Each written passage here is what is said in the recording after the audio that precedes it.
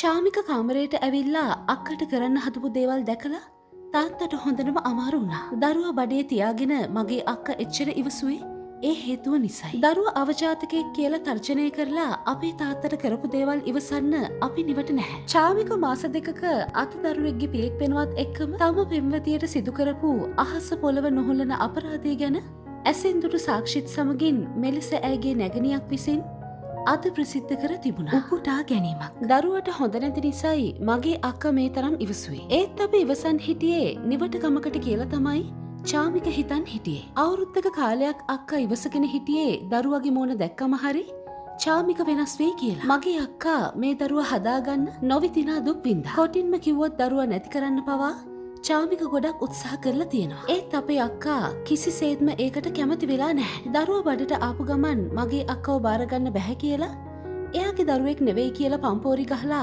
අපේ ගෙදර මිනිස්සුන්ට පවා තර්ජනය කළා. මේ නිසාම අපේ දෙමව්පියෝ පවා අසනීප වුණා. බඳිනවමයි කියලා බොරු පොරොන්දු දීලා කෙල්ලෙක්ගේ හැමදේම අරගෙන මෙහෙම අසරණ කරන එක පිරිමිකමද? මගේ අක්කා මේ ප්‍රශ්න නිසා දරුවට සාධාරණයක් බලාපොරොත්තුෙන් නොගිය තැනක් නැහැ. ඒ කිසිම තැනකට පිරිමියෙක් වගේ ඇවිල්ලා චාමික මුහුණ දුන්නේ නැහැ. චාමික කොච්චර පින්දහම් කළත් කර්මයෙන් බේරනව බොරු. චාමිකට අපේ අක්කා හදවතින්ම ආදරය කරපු නිසාද මෙහෙම කළේ.